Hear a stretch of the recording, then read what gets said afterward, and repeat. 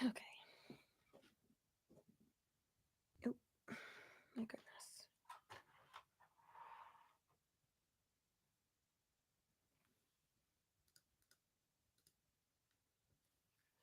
Okay, let me share this real quick.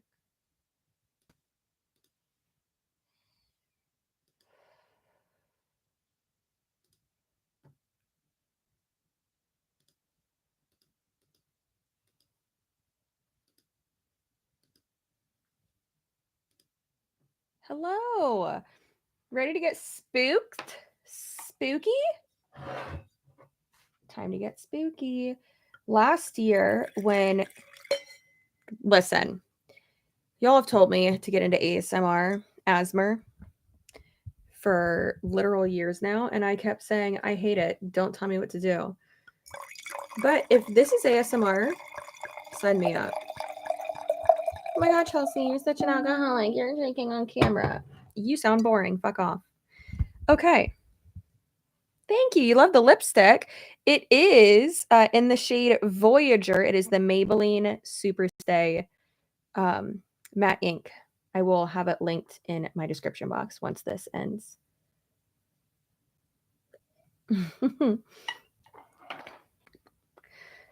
All right. Now, what stories are y'all's favorites? This book is amazing, by the way. I love it so much. Chelsea, I fell asleep watching the Katie Joy video and I had a nightmare about her and she got my car towed. It was awful. I am so sorry. The Raven is definitely a good one. We can start with that one if you want. But I did this last year just like randomly and people loved it. But we can start with The Raven if you'd like. Keep in mind, I am dyslexic. So, you know. All right, let me put this up in the back because it's a little... also, fun fact, I stole this from a party. I stole this from a party last year. I was walking out and I was like, this is mine now. It was just on the floor. So I was like, if it's on the floor, that means no one cares about it. This is mine now. And for the past 2 years, I've worn it on like Halloween Day whenever we're passing out candy and stuff. The Telltale Heart, The Fall of the House of Usher. That one's a good one too. I had that feeling in my soul dyslexics unite. Yeah, the Telltale Heart is really, really good. If you know what my favorite one is, comment it. I feel like even if y'all like don't know, you can easily guess. It's so good. I don't know, I feel like with Edgar Allan Poe, it's like, I don't know, it's just like real good. Let's do The Raven though, shall we? I know there's like, it's Sunday, so I know there's like not going to be many people here, and it's like fucking 4 p.m. But let's get it. Me.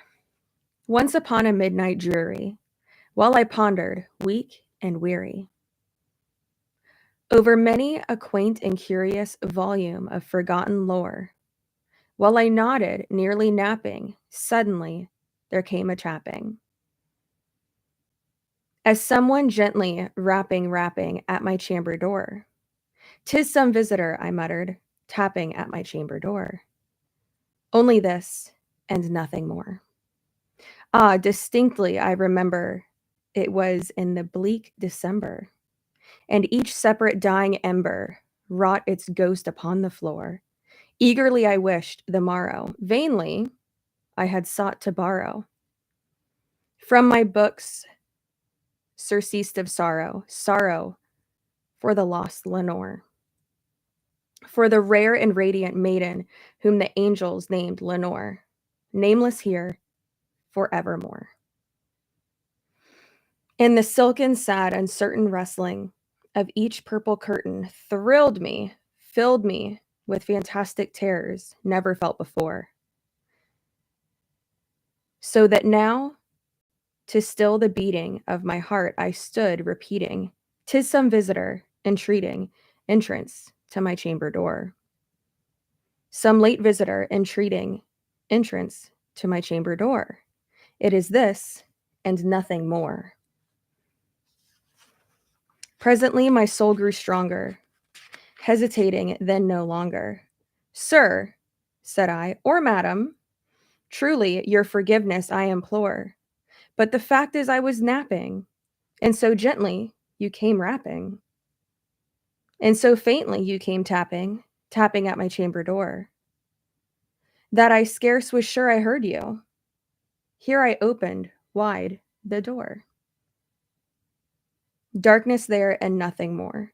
Deep into deep into that darkness, peering, long I stood there, fearing, doubting, dreaming dreams no mortal had ever dreamed before. But the silence was unbroken, and the stillness gave no token.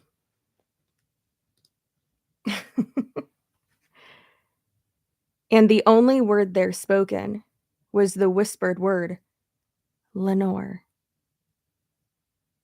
This I whispered, and an echo muttered back the word, Lenore. Merely this and nothing more. Back into the chamber turning, all my soul within me burning. Soon again I heard the tapping, somewhat louder than before. Surely, I said, surely that is something at my window lattice. Let me see then.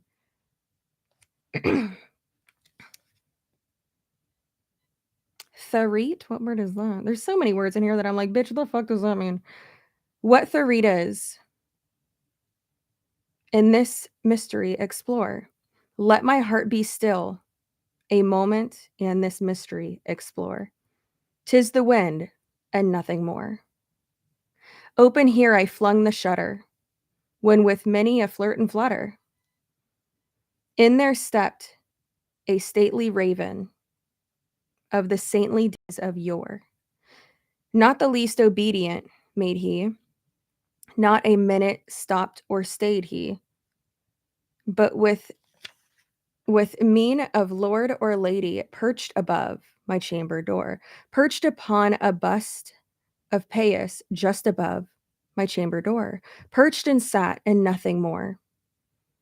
Then this ebony bird, beguiling, I know that word, beguiling my sad fancy into smiling, by the grave and stern decorum of the countenance it wore, though thy crest be shorn and shaven, I said, not sure, no craven, ghastly grim and ancient raven, wandering from the nightly shore. Tell me what thy lordly name is on the night's something shore. Quoth the raven, nevermore. Much I marveled this ungainly fowl to hear discourse so plainly, though its answer little meaning, little relevancy bore. For we cannot help agreeing that no living human being ever yet was blessed with seeing bird above his chamber door, bird or beast upon the sculpted bust above his chamber door, with such name as Nevermore. But the raven sitting lonely on the placid bust spoke only that one word, as if his soul in that one word he did outpour. Nothing further than he muttered, not a feather than he fluttered, till I scarcely more than muttered, other friends have flown before. On the morrow he will leave me, as my hopes have flown before. Then the bird said, nevermore. Startled at the stillness, broken by reply so aptly spoken, doubtless, I said, what it mutters is its only stock and store. Caught from some unhappy master, whom unmerciful disaster followed fast and followed faster, to his song's one burden bore.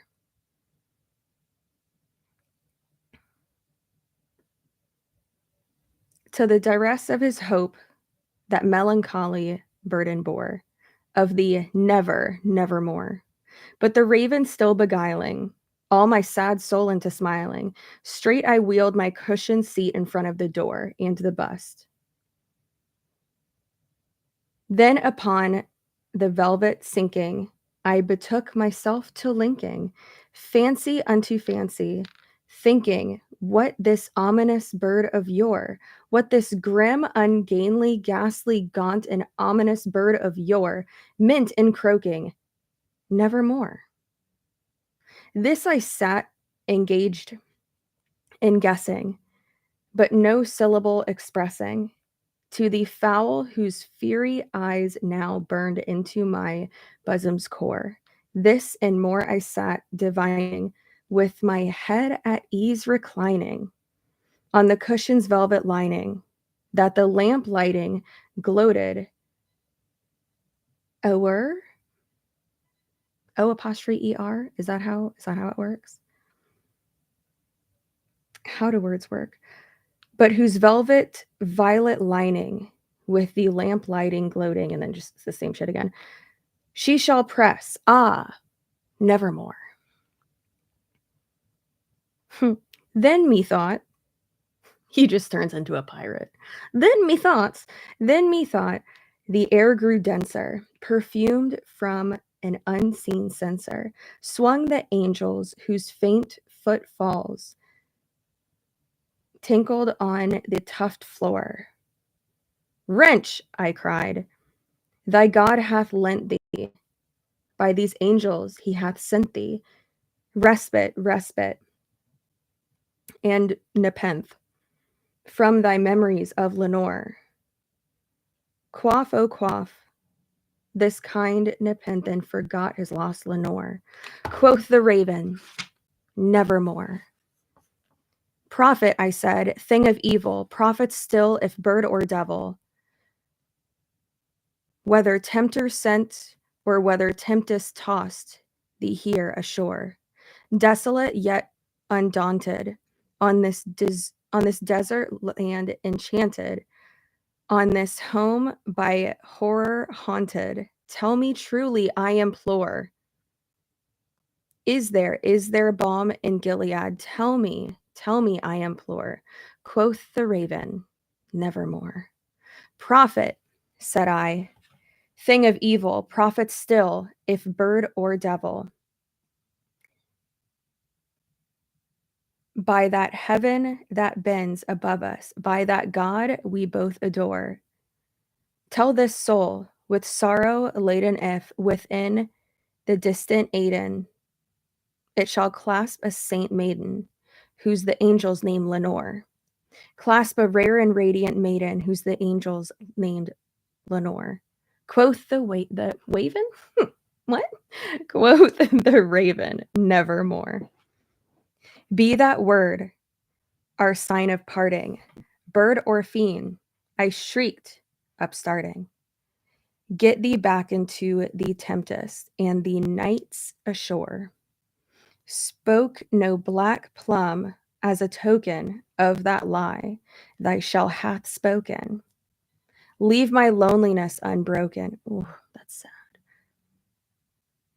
Quit the bust above my door. Take thy beak from out my heart and take thy form from off my door. Quoth the raven, nevermore. And the raven, never flitting, still sitting on the bust of Paius just above my chamber door. His eyes have all seeming of a demon's that is dreaming. And the lamplight, it means over. I'm dumb. Over him streaming, throws his shadow on the floor. And my soul from out the shadow that lies floating on the floor shall be lifted nevermore. Oh, it's so good. It's so good. Oh my God, I love it. Love the hot hat. Gotta love a live stream at which you get to listen to the reading of Poe. It's absolutely my favorite. My brain is having difficulty processing this. Why? Spooky applause. Thanks. I only messed up like twice. I also didn't know the O apostrophe ER meant over. but it's over, but it's over. So sorry. Lenore is really long, and I've actually no, Lenore is not long. I guess I could read Lenore. I don't think I've actually read Lenore before. If y'all are around the same age as I, then you probably grew up watching the Simpsons Halloween specials. And that's actually what got me into Edgar Allan Poe, because they would always, what is happening? They would always like do like kind of parodies of Edgar Allan Poe stories. They were my favorite. Yeah, Treehouse of Horror. It was my favorite. And that's like really what got me into Edgar Allan Poe. But almost every, I want to say the past like 3 or 4 years, I have read Tony a story from here. Oh, The Pit and the Pendulum. That one's good.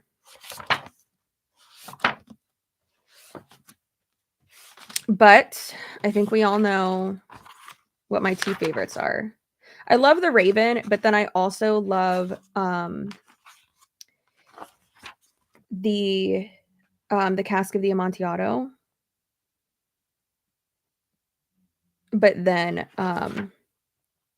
the Pit and the Pendulum's good too, but yeah. But the Telltale Heart's probably my favorite. Want me to do that one next? Let me do Edgar Allan Poe next. I did pretty good. Listen, it's okay to be dyslexic. It's all right. Isn't the Telltale Heart on like page 130? Yeah, some of these words in here are like real struggle bus. I thought it was like page. No, that's The Fall of the House of Usher.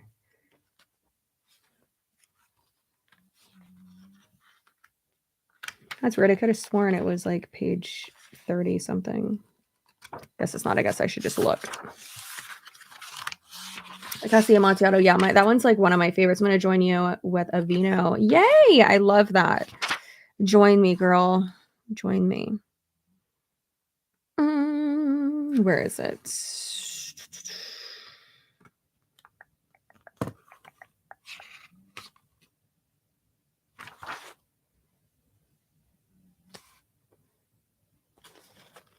$2.93. I was way off.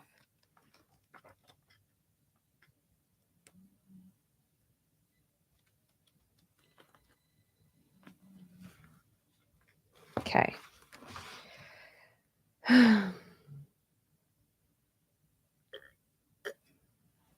Why have The Simpsons never parodied that? I mean, all they'd have to do is replace the cask in the barrel of death. I don't know if they have. I guess they haven't.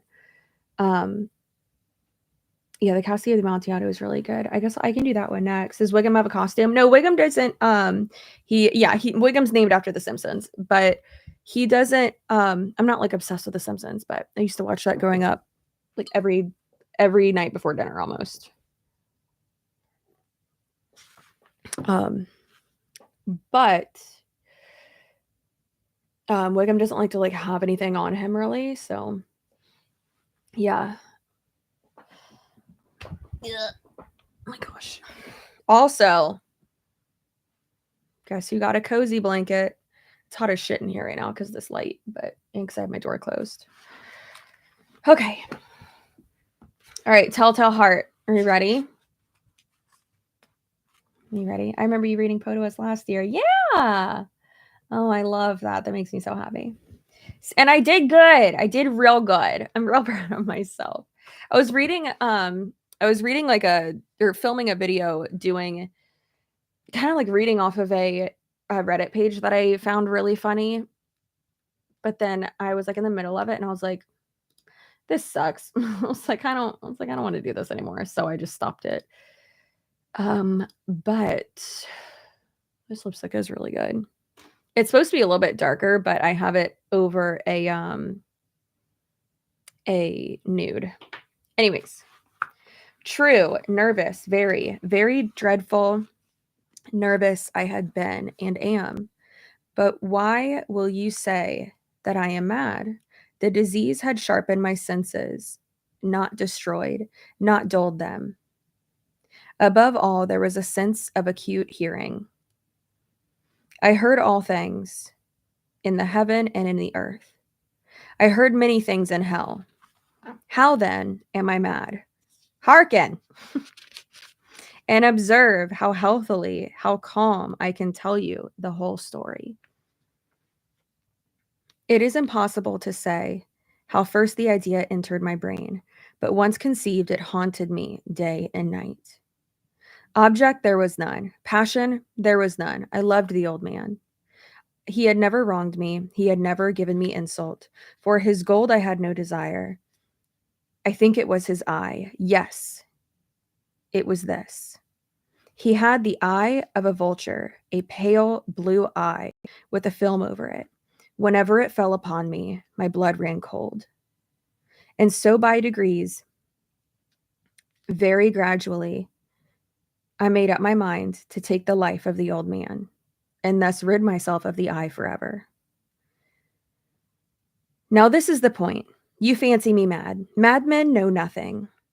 But you should have seen me. You should have seen how wisely I proceeded, with what caution, with what foresight, with what dissimulation I went to work. I was never kinder to the old man than during the week before I killed him. And every night about midnight, I turned the latch on his door, opened it oh so gently, and then, when I had made an opening sufficient for my head, I put in a dark lantern, all closed, so that no light shone out, and then I thrust my head through. You're getting some acting here, too. Oh, you would have laughed to see how cunningly I thrust it in. That's what she said. Just kidding, that's what he said, or whatever you want. It doesn't matter. I moved it slowly, very, very slowly, so that I might not disturb the old man's sleep. It took me an hour to place my whole head within the opening, so far that I could see him lay upon his bed. Ha! Would a madman have been so wise as this? And then with my head as well in the room, I undid the lantern cautiously. Oh, so cautiously. Cautiously, for the hinges creaked.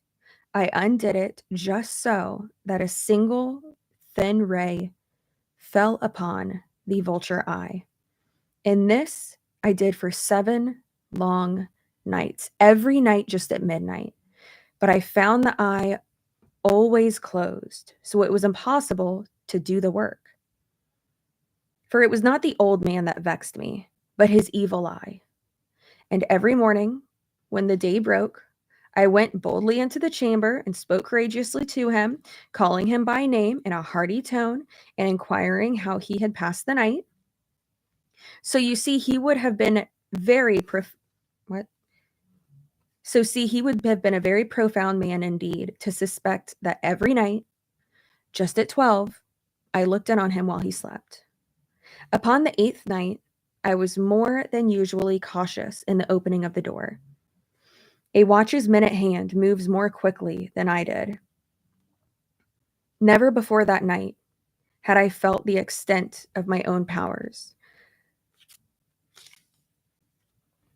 I could scarcely contain my feelings of triumph to think that there I was, opening the door little by little, and he not even to dream of my secret deeds or thoughts. I fairly chuckled at the idea, or perhaps he heard me, for he moved on the bed suddenly, as if startled.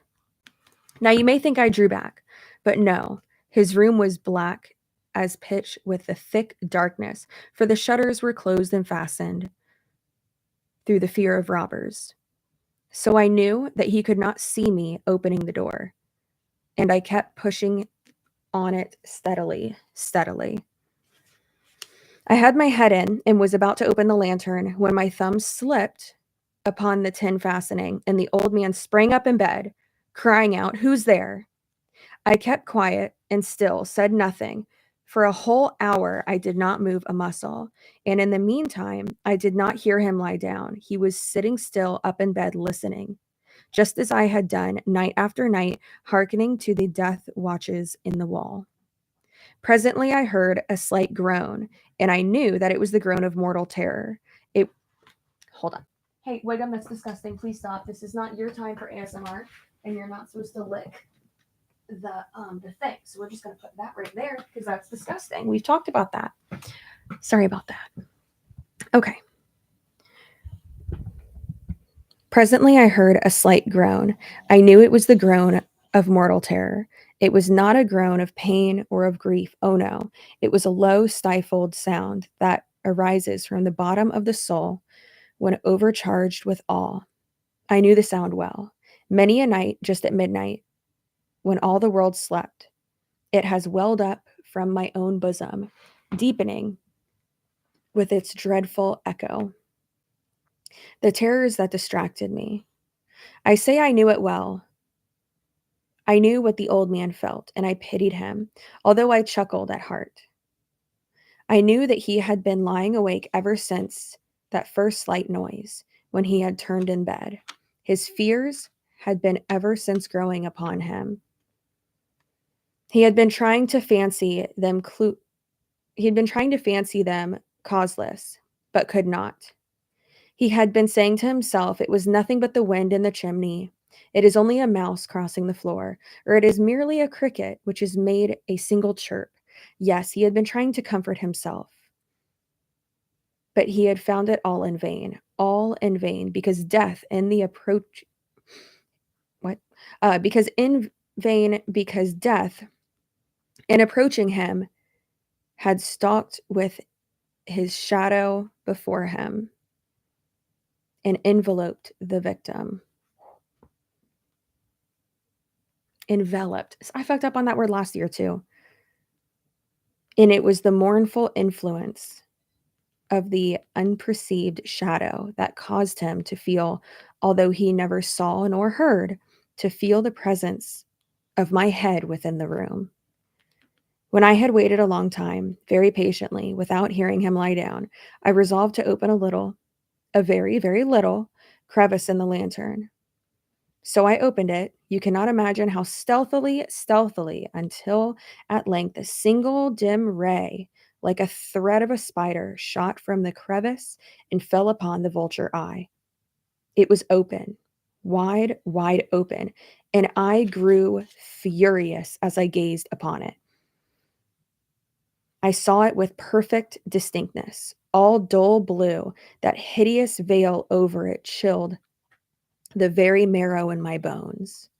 But I could see nothing else of the old man's face or person, for I had a direct ray, as if by instinct, precisely upon the damned spot. And have I not told you that what you mistake for madness is but over-acuteness of the senses? Now I say, there came to my ears a low, dull, quick sound, such as a watch makes when enveloped in cotton. I knew that sound far too well. It was the beating of the old man's heart. It increased my fury, as the beating of a drum stimulates a soldier into courage. But even yet I refrained and kept still. I scarcely breathed. I held the lantern motionless. I tried how steadily I could maintain the ray upon the eye. Meantime, the hellish tattoo of the heart increased.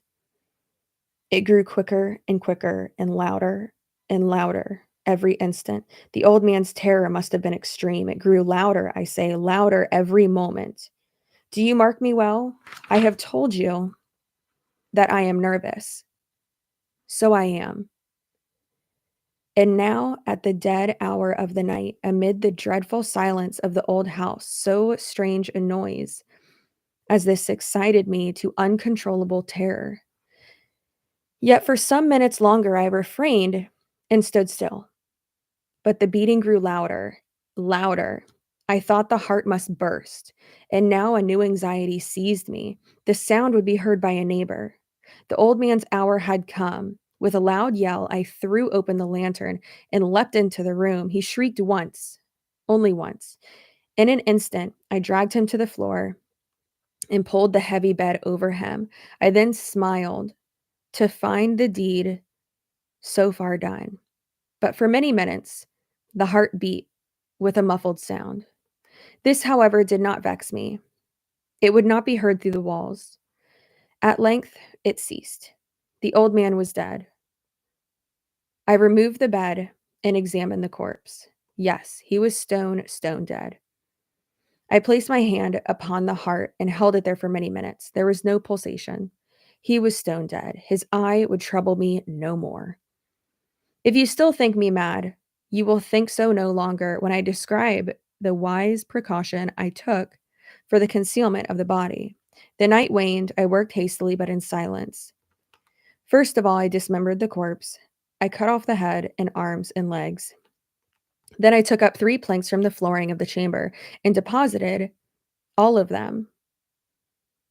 And then I replaced the boards so cleverly, so cunningly, that no human eye, not even his, could have detected anything wrong. There was nothing to wash out, no stain of any kind, no blood spot, whatever. I had been too wary for that. A tub had caught all. Ha ha.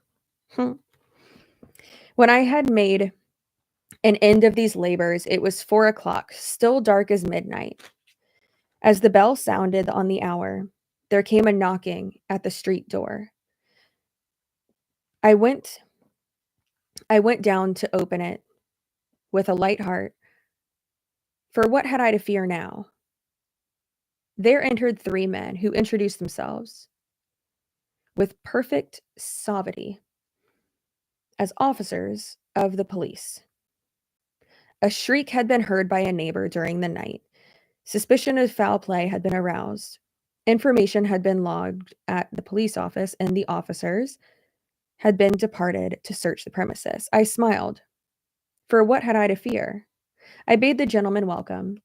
A shriek, I said. It was my own in a dream. The old man I mentioned was absent in the country. I took my visitors all over the house. I welcomed them to search and search well. I led them at length to his chamber. I showed them his treasures secure, undisturbed. In the enthusiasm of my confidence, I brought chairs into the room and desired them here to rest from their fatigues, while I myself, in the wild audacity of my perfect triumph, placed my own seat upon the very spot beneath which was the corpse of the victim. The officers were satisfied. My manner had convinced them. I was singularly at ease. They sat, and while I answered cheerily, they chatted of familiar things. But ere long, I felt myself getting pale and wished them gone. My stomach ached. I fancied a ringing in my ears, but still they sat and chatted. The ringing became more distant. It continued and became more distinct. I talked more freely to get rid of the feeling, but it continued and gained definiteness until at length I found the noise was not in my ears. No doubt I now grew very pale, but I talked more fluently and with a heightened voice. Yet the sound increased. And what could I do? It was what? It was a low, dull, quick sound. Much the sound a watch makes when it's enveloped in cotton. I gasped for a breath, and yet the officers had not heard it. I talked more quickly, more vehemently, but the noise steadily increased. I arose and argued about trifles in a high key and with violent, not even going to try to pronounce that word, but the noise steadily increased. Why would they not be gone? I paced the floor to and fro with heavy strides, as if excited to fury by the observations of the men, but the noise steadily increased. Oh God, what could I do? I foamed, I raved, I swore, I swung the chair upon which I had been sitting and grated it upon the boards, but the noise arose over all and continually increased. It grew louder and louder and louder. And still the men chatted pleasantly and smiled. Was it possible that they heard it not? Almighty God, no, they heard, they suspected, they knew. They were making a mockery of my horror. This I thought, and this I think. But anything was better than this agony. Anything was more tolerable than this desertion. I could not bear those hypocritical smiles no more. I felt that I must scream or die, and now, again, hark, louder, louder, louder. Villains, I shrieked, dissemble no more. I admit the deed, tear up the planks, here, here.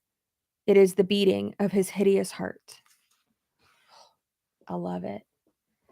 So good. Ugh, I'm sweating. Let me open my, my door real quick.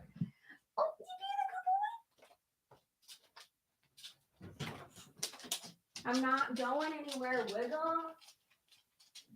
I'm just turning down the air. Also, y'all, look how cute these shorts are. They have a like a little like chain thing around the top. How cute is that? And then they're like whatever. Yeah. Anyways. Spoopy finger snaps. Yeah, I love it. I used to love Poe until I found out he married his 13-year-old cousin. Yeah, it's weird. It's real weird. You listen to me when you game. Oh, I appreciate that. I'm just going to stay home and play The Sims 4. Ooh. I was going to do that today. I probably will later because I think Tony's going to stay a little bit later at work. I love that there's like a small crew here tonight. I love that for us. Happy Halloween. Sir, why are you coughing? Out of control. Poe wrote a detective story that served as one of the inspirations for Sherlock Holmes. I feel like I knew that. Yeah, I feel like I knew that. Yeah. My like eyes are, I need my blue light glasses, but I don't have them right now. Where's my, there we go. Maybe I should actually turn this down a little bit because it's so, oh, that's so much better. Okay, thank goodness. Oof. Yeah, so what are y'all being for Halloween? What are you doing? Feel free to tell me. Which one is this one? The gold bug seems like it's, yeah, gold bug's way too long. Let's see where the Cask of the Amontillado is.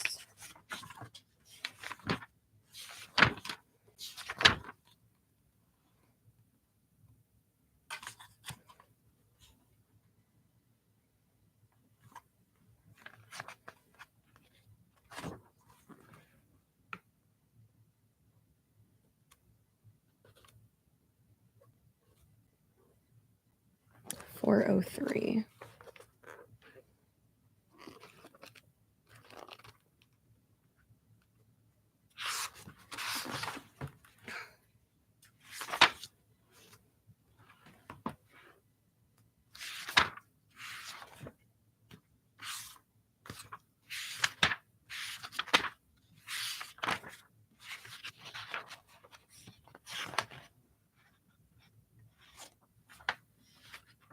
Okay.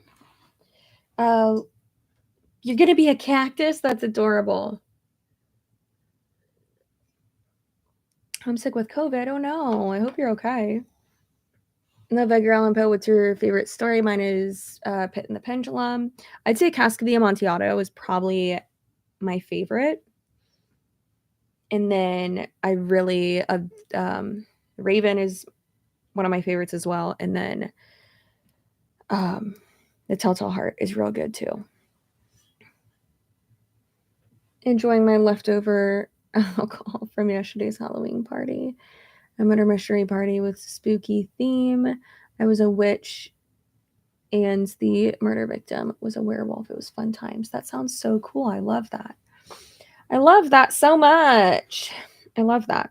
All right. Cask of the Amontillado, shall we? Shall we? The 1,000 injuries of Fortunato I had borne as best I could. But when he ventured upon insult, girl, what? Insult, I vowed revenge. You, who so well know the nature of my soul, will not suppose, however, that I gave utterance to a threat. At length I would be avenged. This was a point definitely settled, but the very definiteness with which it would be resolved precluded the idea of risk. I must not only punish, but punish with impunity. A wrong is the unredressed when retribution overtakes its redresser. It is equally unredressed when the avenger fails to make himself felt as such to him who has done the wrong. It must be understood that neither by word nor deed had I given Fortunato cause to doubt my goodwill. I continued, as was my wont, to smile in his face, and he did not perceive that my smile now was at the thought of his immolation. He had a weak point, this Fortunato. I picture him like having like a little mustache. Although in other regards, he was a man to be respected and even feared, he prided himself on his connoisseurship of wine. Few Italians have the true virtuoso spirit. For the most part, their enthusiasm is adopted to suit the time and opportunity to practice imposture upon the British and Austrian millionaires. In painting, Fortunato, like his countrymen, was a quack. But in the matter of old wines, he was sincere. In this respect, I did not differ from him materially. I was skillful in the Italian vintages myself and bought largely whenever I could. It was about dusk one evening during the supreme madness of Carnival season that I encountered my friend. He accosted me with excessive warmth, for he had been drinking much. The man wore motley. He had on a tight-fitting party-striped dress, and his head was surmounted by the conical cap and bells. I was so pleased to see him that I thought I should never have done wringing his hand. I said to him, "My dear Fortunato, you are luckily met. How remarkably you are looking today. But I have received a pipe of what passes for Amontillado, and I have my doubts." "How?" he said. "Amontillado? A pipe? Impossible." And in the middle of Carnival, my character voices are not that good in this one. "I have my doubts," I replied.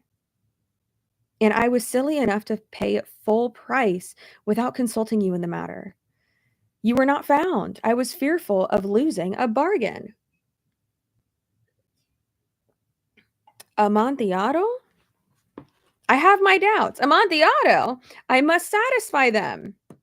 You can just tell Fortunato's shit-faced, which, I mean, that's how the story goes, but. "As you are engaged, I'm on my way.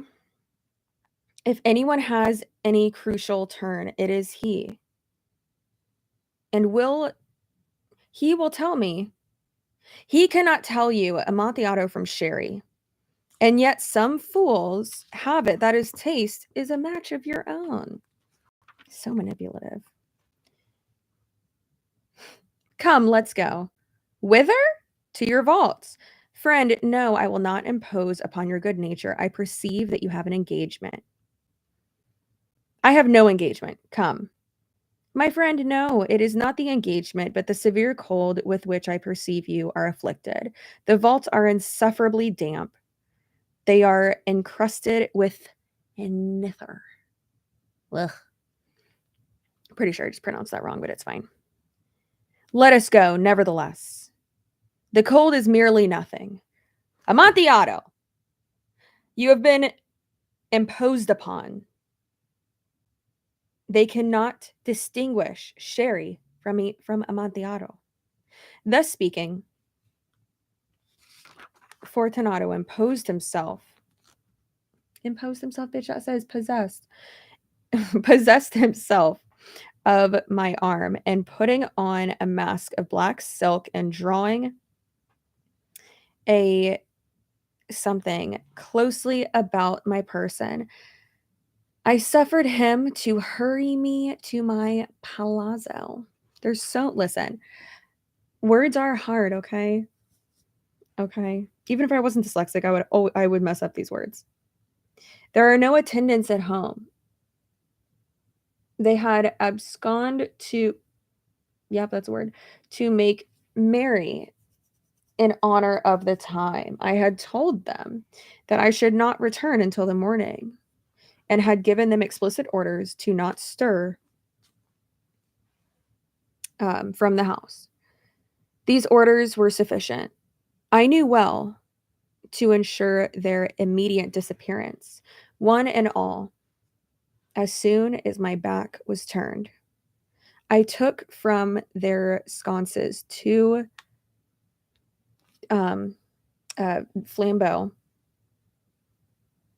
and I had given one to Fortunato, bowed him through several suites of rooms and archways that led into the vaults.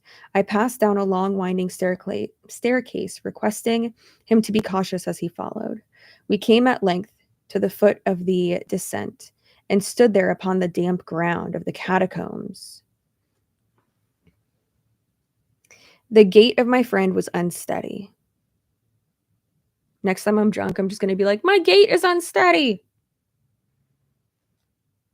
The bells upon his cap jingled as he strode. The pipe, he said. It is further on, I said, but observe the white webwork which gleams from these cavern walls. He turned toward me, looked into my eyes with 2 filmy orbs that distilled of intoxication.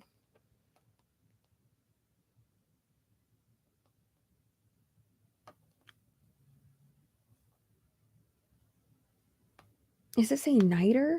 I think it says niter. Niter? What is that? I don't know. A niter, he asked at length. I replied, how long have you had that cough?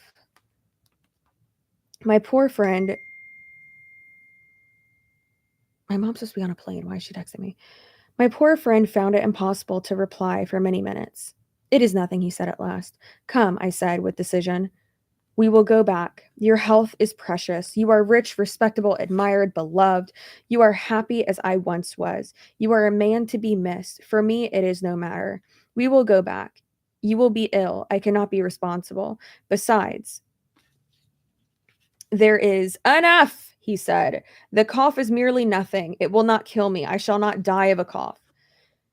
True, I replied. And indeed, I had no intention of alarming you unnecessarily, but you should use all proper caution. A draft of this will defend us from the damps. Here I knocked off the neck of a bottle, which I drew from a long row of its fellows that lay upon the mold. Drink, I said, presenting him the wine. He raised it to his lips. He paused and nodded to me familiarly while his bells jingled. I drink, he said, to the buried that repose around us. Oh, that's so gross. And I to your long life. He again took my arm. Mother. Oh my God. Weird wheelchair in Chicago airport. Cut open my leg getting off the plane. Like, get it together.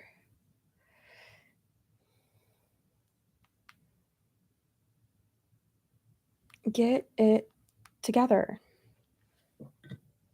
I cannot with them. My mother is always just scratching herself up. Okay. The vaults are extensive, not expensive. We were a great and numerous family. I forget your arms. A huge human foot in a field azure. The foot crushes a serpent, rampant, whose fangs are embedded in the heel. And the motto, Nemo me impune lacet? Good, he said. The wine sparkled in his eyes and the bells jingled. My own fancy grew warm. We had passed through long walls of piled skeletons with casks intermingling into the innermost recesses of the catacombs. I paused again, and this time I made bold to seize Fortunato by the arm above the elbow.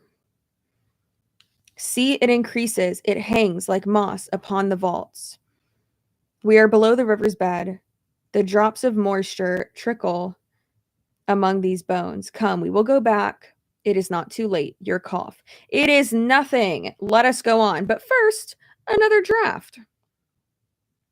I broke and reached him a flagon of the de Grave. He emptied it at a breath. Damn, boy. His eyes flashed with a fierce light. I can't read today, clearly. He laughed and threw the bottle upward. I looked at him in a surprise. He repeated the movement in a grotesque one. Do you not comprehend? He said. Not I replied. Then you are not of the brotherhood. How? You are not of the Masons. Yes, I said. Yes. You impossible. A Mason, I replied. A sign, he said. A sign. It is, I answered, producing from beneath the folds of my big ass word a trowel. You jest, he exclaimed, recoiling a few paces. But let us proceed to the Amontillado. Be it so, I said, replacing the tool beneath my cloak and again offering my arm. He leaned upon it heavily. We continued our route in the search of the Amontillado. We passed through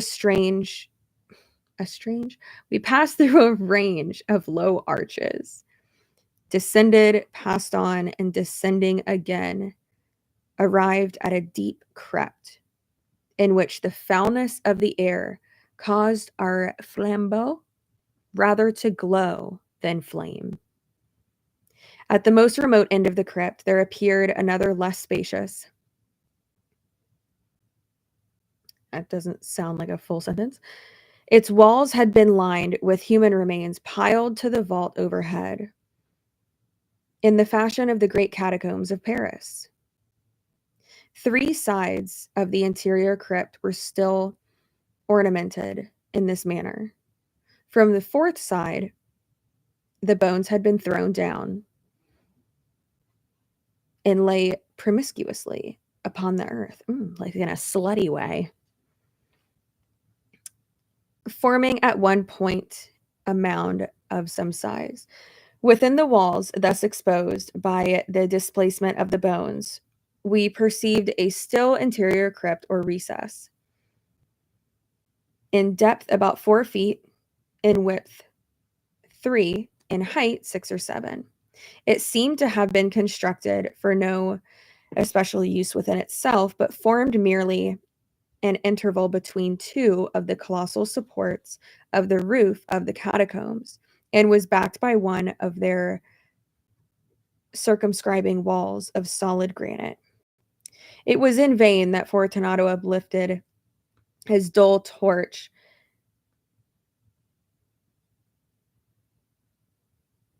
and devoured to pry into the depth of the recess. Its termination, the feeble light did not enable us to see. Like all those descriptive words just to say, this dummy stuck his light up and then the light went out and then we couldn't see. Like just, oh, beautiful. Proceed, I said. Herein is the Amontillado. As for Loresi, he is an ignoramus, interrupted my friend as he stepped unsteadily forward. Well, I followed immediately at his heels. In an instant, he had reached the extremity of the niche, and finding his progress arrested by the rock, stood stupidly bewildered. A moment more, I had fettered him to the granite. In its surface, there were two iron staples, distant from one another about 2 feet horizontally. From one of these depended a short chain. From the other, a padlock. Is where it gets awfully spicy.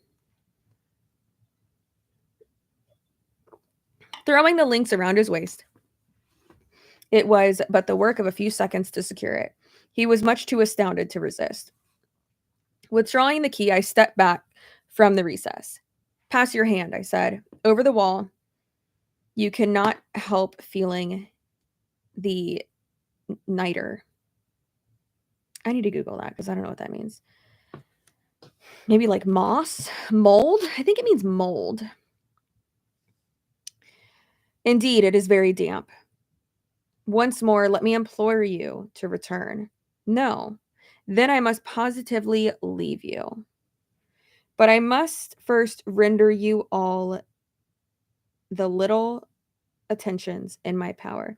The Amontillado, ejected my friend, not yet recovered from his astonishment. True, I said, the Amontillado. As I said these words, I busied myself along the pile of bones of which I have spoken before, throwing them aside to soon uncover a quantity of building stone and mortar. With these materials, and with the aid of my trowel, I began vigorously to wall up the entrance of the niche. I had scarcely laid the first tier of masonry when I discovered that the intoxication of Fortunato had in great measure worn off. The earliest indication I had was a low moaning cry from the depth of the recess. It was not the cry of a drunk man. There was then a long, obstinate silence. I laid the second tier, and the third and the fourth, and when I heard the furious vibrations of the chain, the noise lasted for several minutes, during which, that I might hearken to it with the most satisfaction, I ceased my labors and sat down upon the bones. When the last clanking subsided, I resumed with my trowel and finished without interruption the fifth, the sixth, the seventh tier. The wall was now nearly upon a level with my breast. I paused again. In holding the flambeau over the mason work, I threw a few feeble rays upon the figure within. A succession of loud and shrill themes, bursting suddenly from the throat of the chained form, seemed to thrust me violently back. For a brief moment I hesitated. I trembled. Unsheathing my whatever, I began to grope with it about the recess. But the thought of an instant reassured me. I placed my hand upon the solid fabric of the catacombs and felt satisfied. I reapproached the wall. I replied to the yells of him who clamored I re-echoed. I aided. I surpassed them in volume and in strength. So he's like echoing the guy's screams. I did this, and the clamor grew still. It was now midnight, and my task was drawing to a close. I completed the 8th, the 9th, the 10th tier. I had finished the portion of the last and 11th. There remained but a single stone to be fitted and plastered in. I struggled with its weight. I placed it partially in its destined position.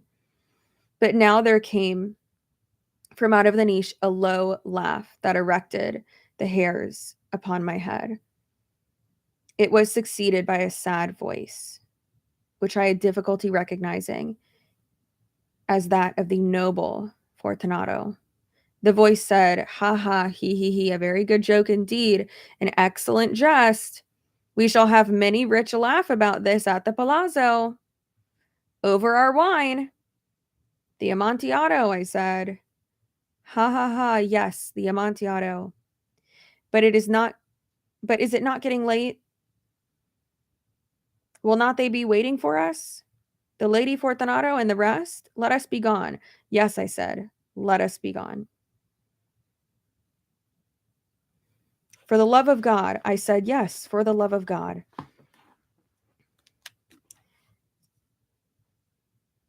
But to these words, I hearkened in vain for a reply. I grew impatient. I called out, "Fortunato."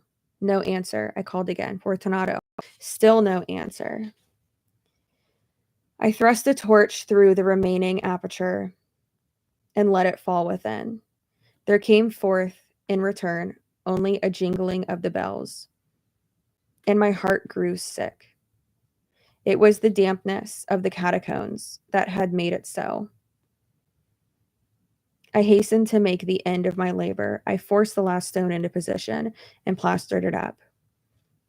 Against the new masonry, I re-erected the old rampant bones. For the half of a century, no mortal has disturbed them. In peace they rest. That one's real good.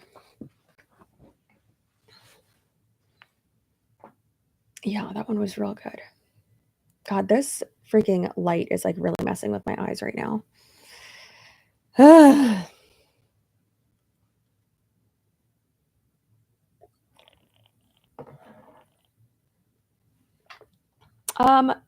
Topsy said, "Did you guys learn about Edgar Allan Poe in school? It's embarrassing to say I am not aware of his work." Yeah, I believe we did. I think. I'm pretty sure we did. I read Poe in my advanced English class. Yeah, I'm pretty sure we did. I think in middle school we did. For sure. We didn't read him in school in Canada. We didn't either. Wow. I've always wanted to visit the catacombs. Yeah, me too, yeah, kind of. My sister got to visit the catacombs when she was in Paris. I'm still jealous. Yeah, it's like dark tourism. It's weird. Elena makes me feel better for not being the only one.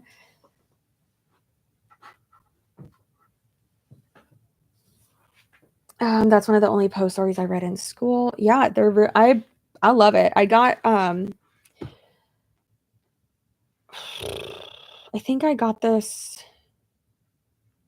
I think my oldest brother got me this for Christmas one year because he knows I love Edgar Allan Poe. But it has like everything in there. I like it a lot. And every October, like it's like once or twice a week before I go to bed, I'll read myself a story aloud. I missed part of that story. So he sealed up his friend in a cave. Kind of, yeah.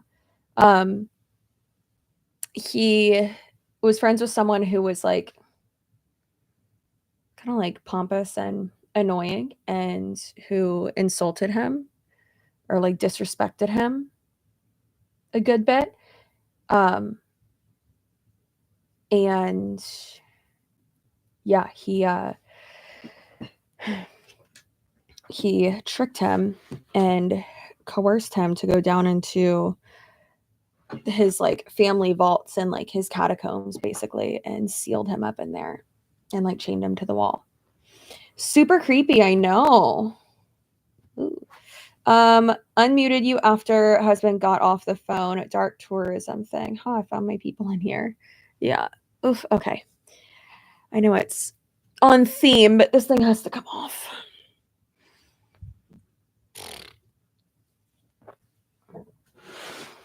Lenore is a good one too. I love the like the cadence. Or I mean Annabelle Lee is good too.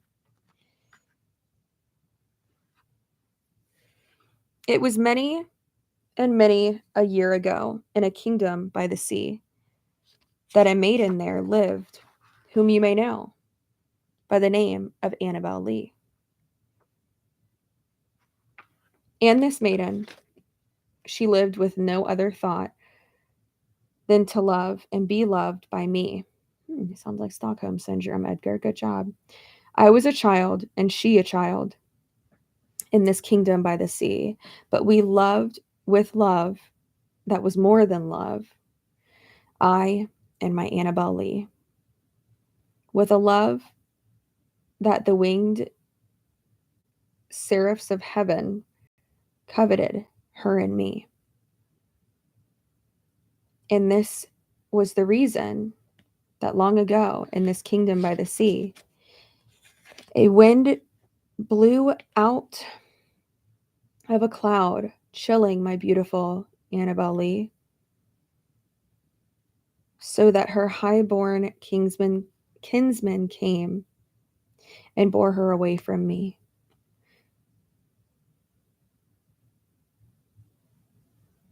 To shut her up in a sepulchre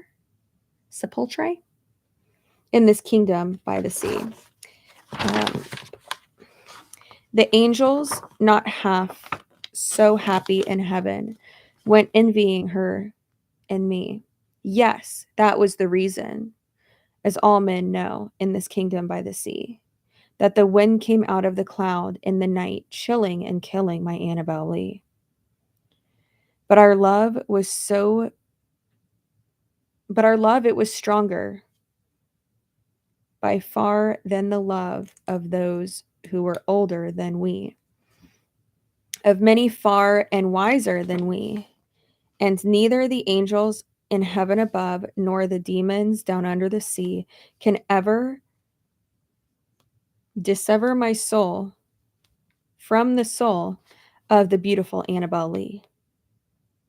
For the moon never beams without bringing me dreams of the beautiful Annabelle Lee, and the stars never rise, but I feel the bright eyes of my beautiful Annabelle Lee. And so all the night tide I lie down by the side of my darling, my life and my bride, there by the sea, in her tomb by the sounding sea. Well, that's depressing. What about A Dream Within? Take this kiss upon the brow, and in parting from you now, this much let me avow.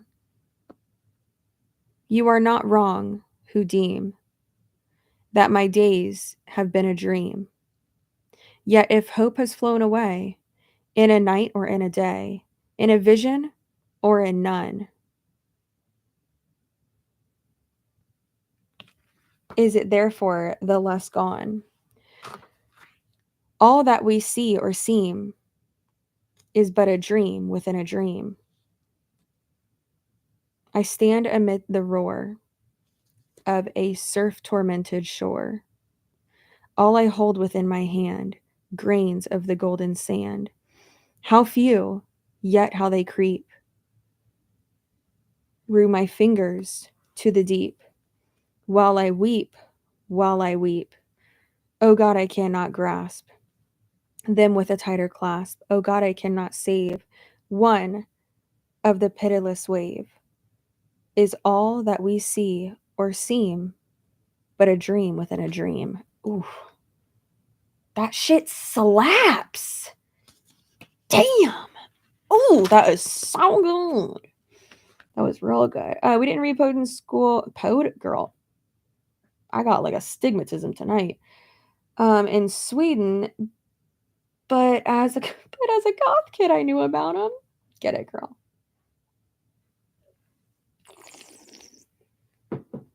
He lost his long love. He did. He also like married his cousin and his aunt. Yeah. This one is called Alone. From childhood's hour, I have not been as others were. I have not seen as others saw. I could not bring my passions from a common spring.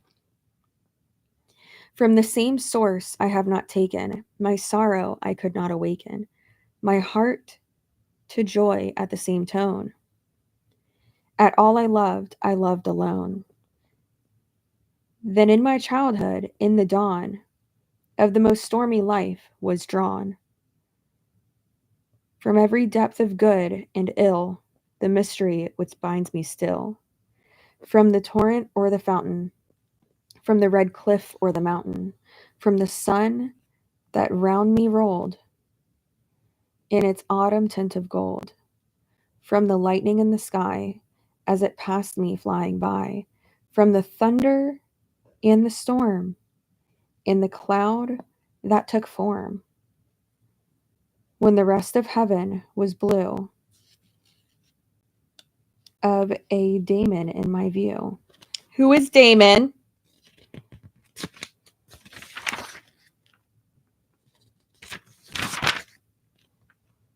The Bells is a really good poem too. It's really long though.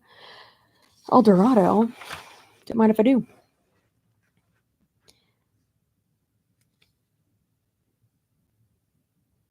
Gaily bedight. Is that a word? Edgar, what are you doing? A gallant knight, in sunshine and in shadow, had journeyed long, singing a song in search of El Dorado. But he grew old, this knight so bold, and over his heart a shadow fell as he found no spot on the ground that looked like El Dorado. And in his strength failed him at length. He met a pilgrim shadow. Shadow, he said, where can it be, this land of El Dorado? Over the mountains, over the moon, down the valley of the shadow. Ride, ride boldly, the shade replied, if you seek El Dorado.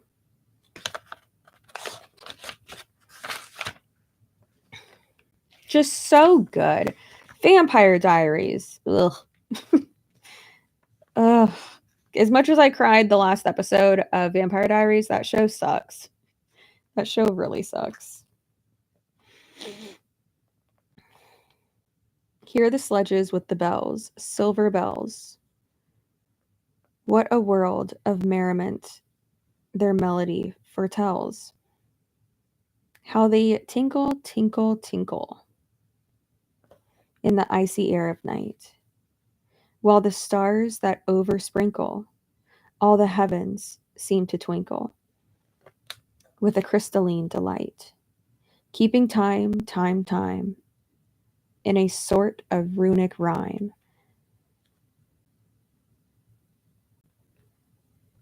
(1,000,000% he made up this word) to the tintinnabulation. Okay, Edgar. That so musically wells from the bells, bells, bells, bells. Bells, bells, bells. From the jingling and the tingling of the bells. Hear the mellow wedding bells, golden bells.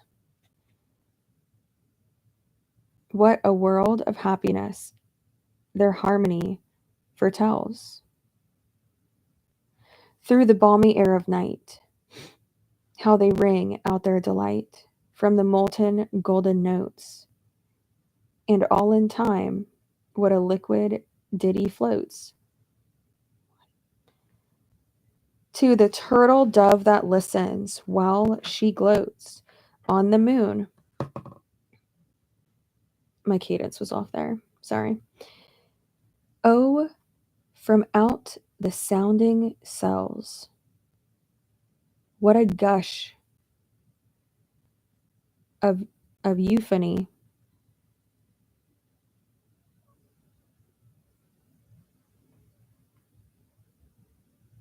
Voluminously?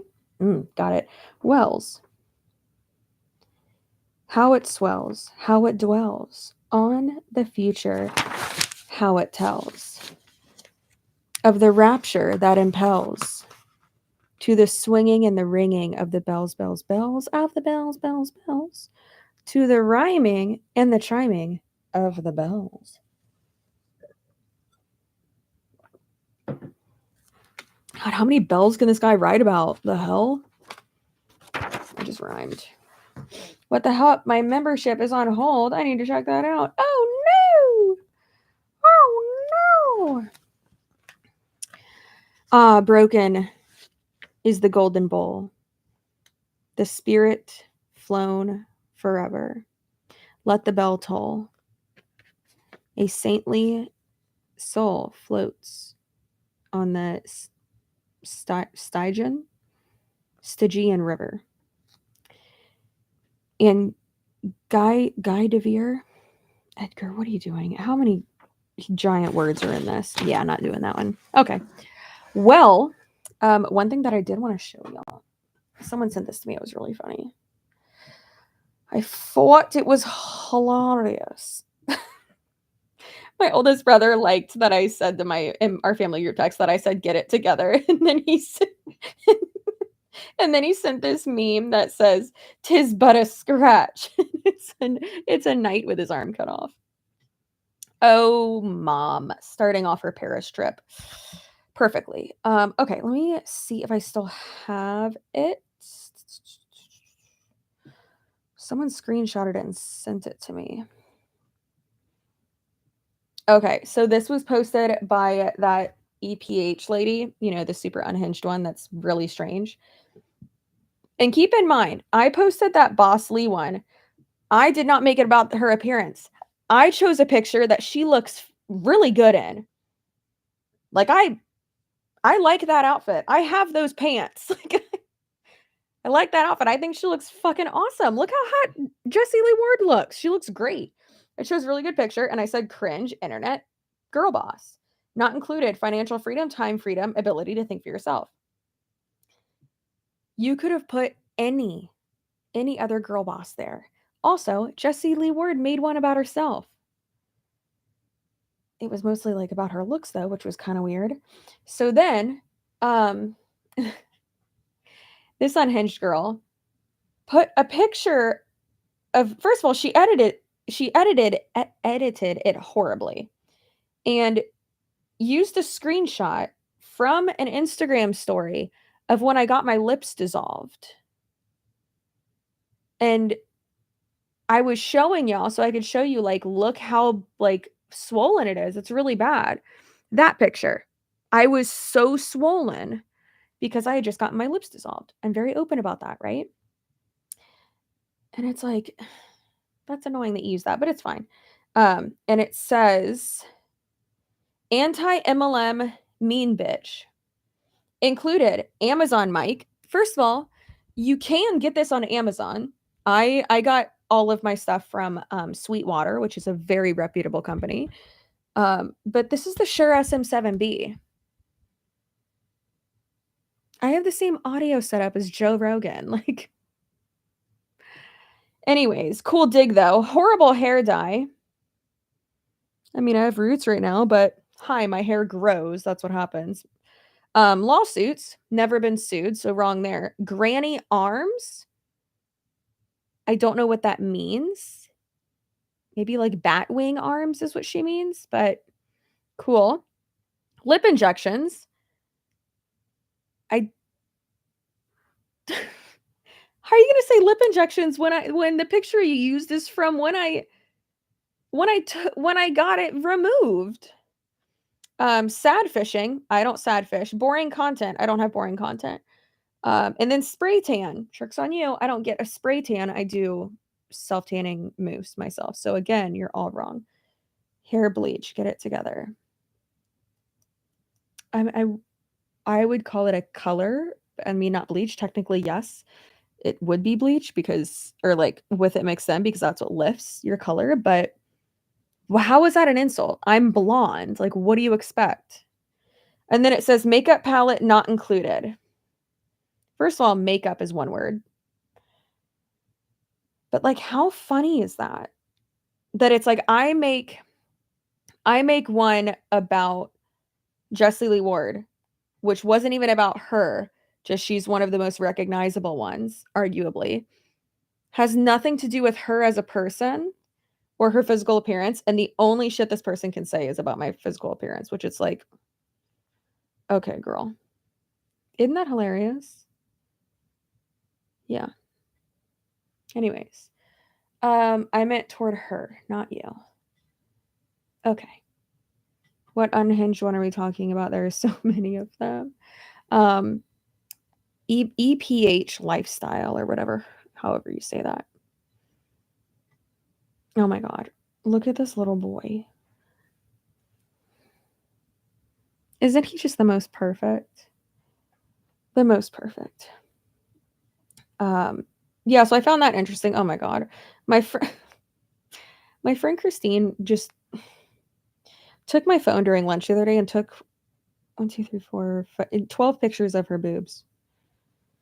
Jesus. I hardly remember taking any of these pictures with her. Yikes. Anyways. That's fun though. Yeah, Wiggum is the best. Yeah, isn't that interesting though? I was hearing that some people were mad that I posted that, and I was like, that's not my best work yet. That was hilarious. I'm gonna go tinkle real quick. Okay. Oh, what? I guess I'm gonna go tinkle. Just gonna go tinkle, okay? No, you don't have to. Oh my gosh. You don't have to go with me, buddy.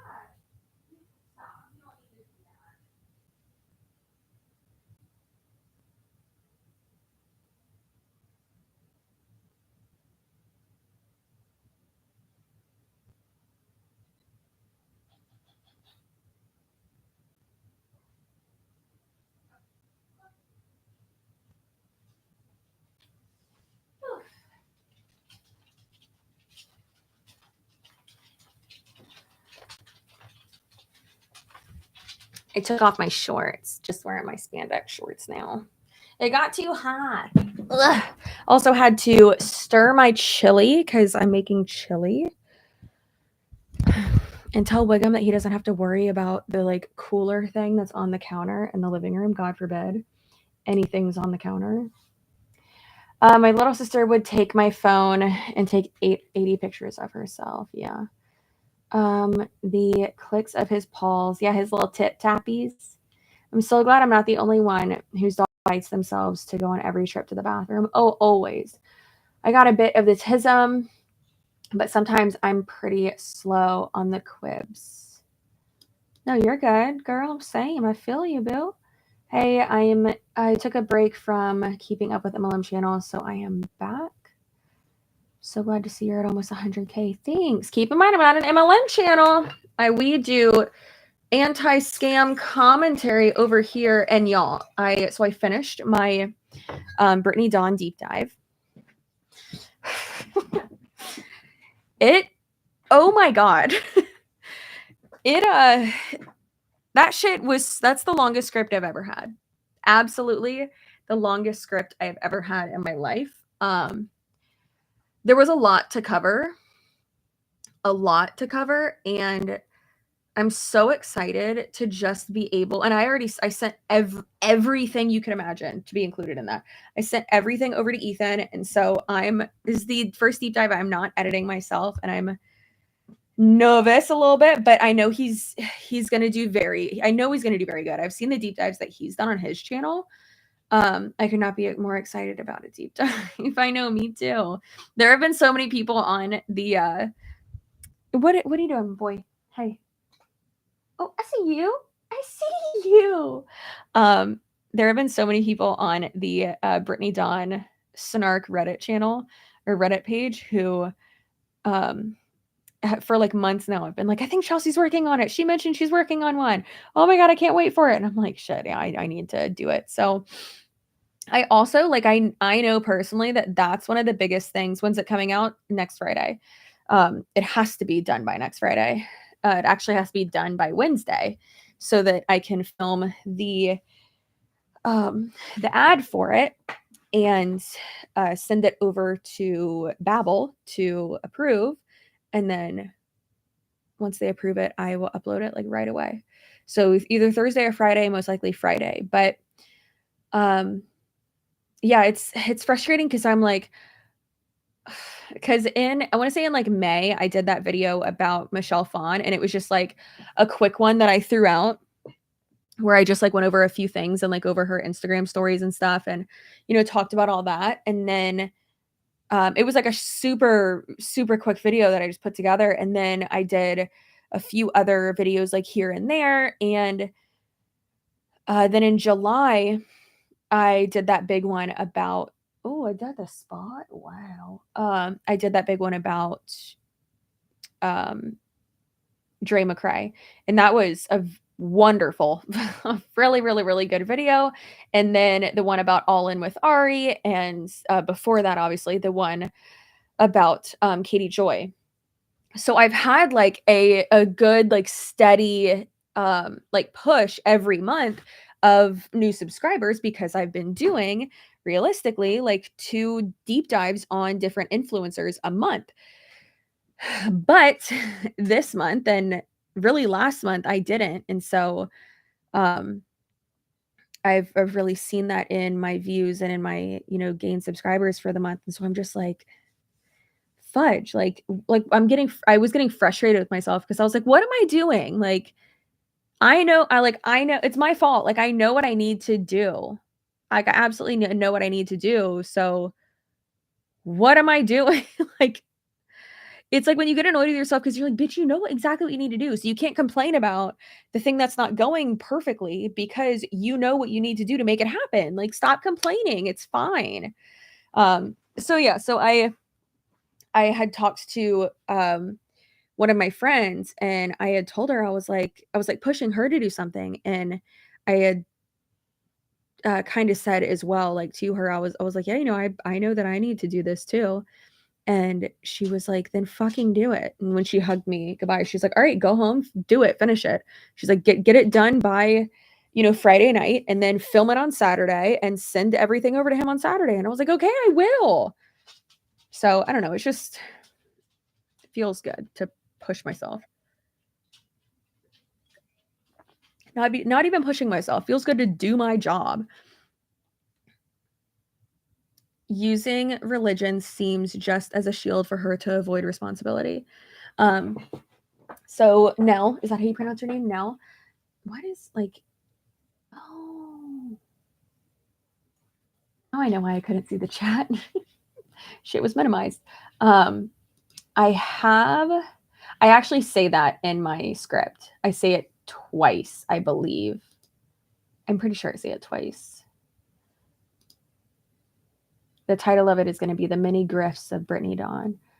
But I say, let me see here. Where is it? As I talk about the YouTube pivot. If you've been watching YouTube videos over the last 10 years, like most of us have, you've probably witnessed or you're probably familiar with what's known as the elusive content pivot. Trends come and go, and it's important to shift your content to keep up with them. Keeping up with trends isn't the only reason why a creator might pivot. they may be trying to reinvent themselves, or they could be trying to escape controversy. So I say it there, and then I say it at the end as well. So it's funny that you phrased it like that, because no, Wiggum, stop it. Okay, say it. I do think that Brittany has used her pivot to Christian content as a way to evade accountability with a only God can judge me mentality. Yeah, so I completely agree. Can you tell us about your process for making videos? How do you decide what hits for you? They are always so interesting and flow very well. So Wiggum, come in here, please. You don't need to fight the cooler. There's like a lunchbox type like cooler, but like a medium-sized one in the kitchen, because Tony's selling it and Wiggum hates it. Ever since Tony brought it home from his hunting trip, Wiggum like is trying to fight it. He just is so offended by it. Like, how dare we have it in the kitchen right now? So I've had to put it in the garage, and Tony was like, someone's coming to buy it. Can you like get it out of the garage? My Lord. Oh my God. Y'all ready for my mom's update on her bleeding out at on American Airlines? Blood everywhere in the American Airlines first class lounge right now. They are being so helpful. They have a shower room to wash cut leg and jeans. They gave me all kinds of bandages to fix it up. Hurts like hell.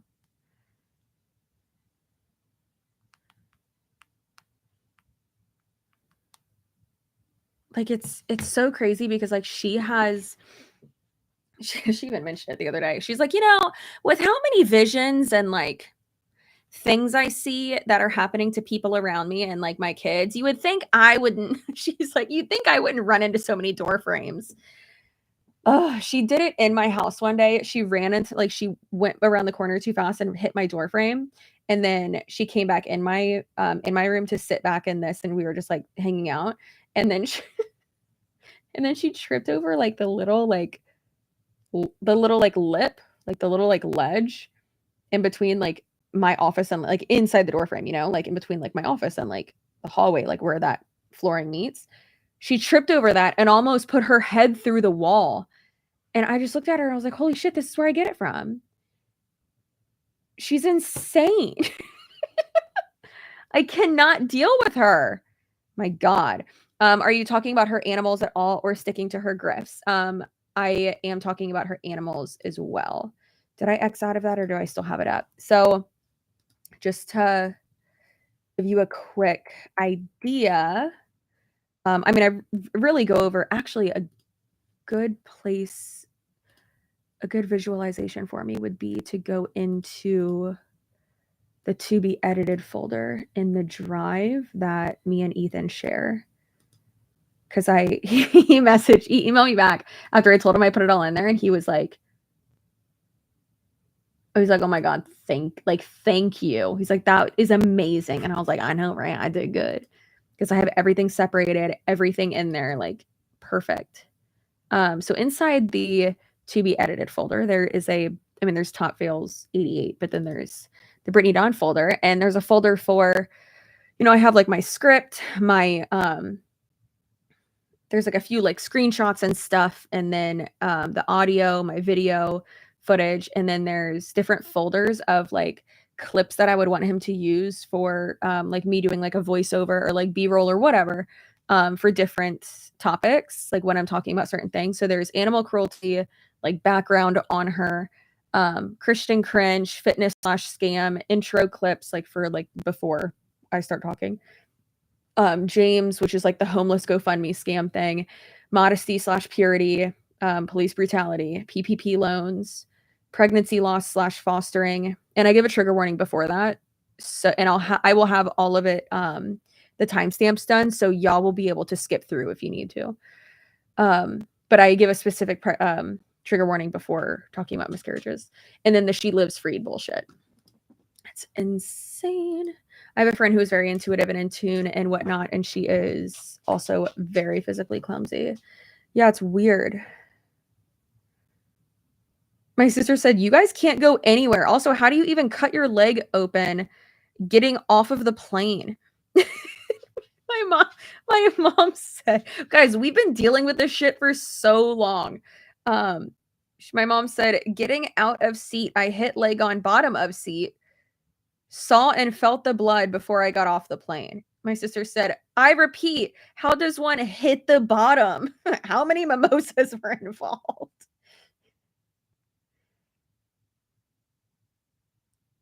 A great start to y'all's trip.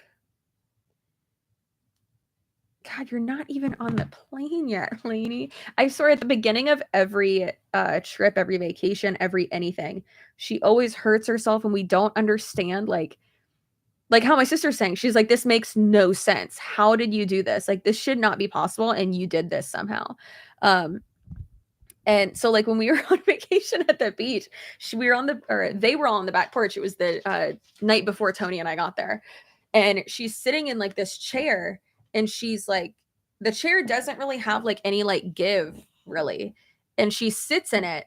And my brother said that the next thing he knew, she was flung backwards in the chair and they're on like the screened porch and she like broke like a panel of like the screen porch and she, and then she like had a blood on her leg and my brother was like, I don't know how her leg got bloody. Like what? It's hilarious. How long is this stream been going for? An hour and a half. But then my brother was telling me the story and so was my sister after, and they were like, yeah, and then she tried to say like, oh, I'm gonna have to, because we like rent those places. She was like, well, I'm gonna have to tell the owner, you know, that happened and that, you know, that was an accident. I'm not gonna pay for it. And my brother was like, clearly you didn't mean to do it. You still have to pay for it. Yeah. And then Tony just ended up fixing it because that's what he does. My mom breaks something, Tony fixes it. Including my feelings. I'm just kidding. Yeah, it's so funny. That sweater looks so comfy. It is, and I love that the I have them rolled right now, but the sleeves are like ridiculously long and it's cropped and it's like, I don't know, it's just really cute. I got it from Kittenish yesterday. I got a dress. I got the buddy, I love you so much, but please stop licking my legs. I know I love you too. I got a dress or two dresses, a cropped denim jacket, the shorts that I showed y'all before that I actually took off. I am wearing spandex shorts now though. And the crop top that y'all will two short dresses. And then the crop top that y'all will see in the Brittany Dawn video. What is in your mouth? No, absolutely not. What is it? Is it still in there or did you swallow it? I saw him walking around my office when I was getting ready for the the Halloween party. And what boy? No, go. You can't be under my desk. Go. You're gonna get tangled. But I saw he like ran away from my desk and I followed him and I got it out of his mouth and it was my beauty blender or it was the Real Techniques one. But hey, what are you munching on? Stop. You're making me nervous. Do you have anything in your mouth? Or are you lying to me? Are you gaslighting me? I love you so much. You're so cute. You're so cute. Yes. You're so cute. You're so cute. Daddy kicked us out of bed last night. Do you want to tell them or should I? Wiggum and I got kicked out of bed last night. Because he was snoring and I kept like flopping around. And so... And I was trying to use sleep sounds to help me go to sleep. And Tony didn't like my sleep sounds. So Wiggum and I slept on the couch. We do that often, though. No offense. Love my husband, but also can't wait to have a guest bedroom. Why are you sitting in the corner, sweet boy? No, Wiggum, you can't do that. You cannot. Oh, that's so rude. No, you sweet boy.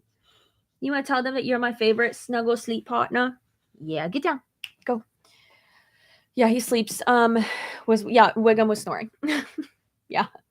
And because I like it, so I was already like trying to fall asleep, and I was just moving a lot, and then Tony absolutely could not fall asleep.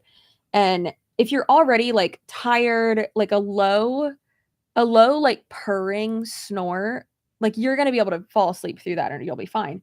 But Tony was like wide awake, was getting really frustrated, especially because he had work today. So he's like, he flopped his hand on me and he's like, well, first of all, I was like, oh, what you trying to do? And he's like, no.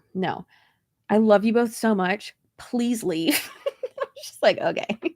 All right, sounds good. I can't wait to read Poe to some of my intermediate classes tomorrow. Oh, I love that so much. That makes me so happy. Yeah, I love Poe. I'm happy that y'all like kind of vibed with it, that you thought it was good. So, would love to do a stained glass portrait of Wiggum for you. Cass, I would love that so much. And Wiggum would love that. We have all of the art that people have sent us for him hanging in his room, which is the laundry room, but hanging in his room. And in our next house, unfortunately, it's probably going to have to be 2-story. We don't want a 2-story house, but we also, there's like no like, I think it's funny that I say like the word sprawling, but like sprawling, 1-story houses. I grew up in a 3-story house. I do not want stairs, but I know that in South Tampa, if we're gonna have any room, we're in a backyard, which I want, and so does Tony, then we're gonna have to have a 2-story house. Which one thing that really sucks is that we're probably gonna have to, because there's like no lots, we're probably just gonna have to tear down this house and build on this lot, because that's gonna be so much cheaper.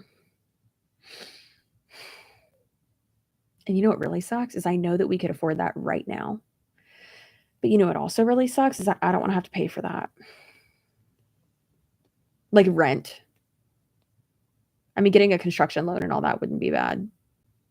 But still, like, oof. Putting everything in storage and then, renting and all that shit. Yeah, no, it sucks. So we, of course, would rather just not have to deal with all that bullshit and buy a house.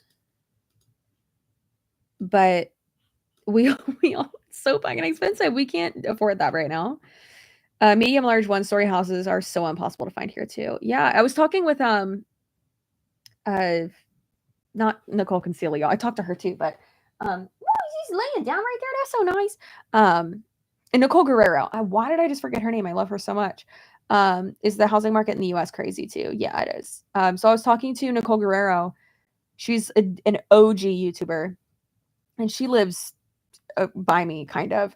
And she had posted like about her. She had posted like a picture of her son, and she was like, he was next to me 5 seconds ago, but he'd like crawled to the opposite end of the house almost.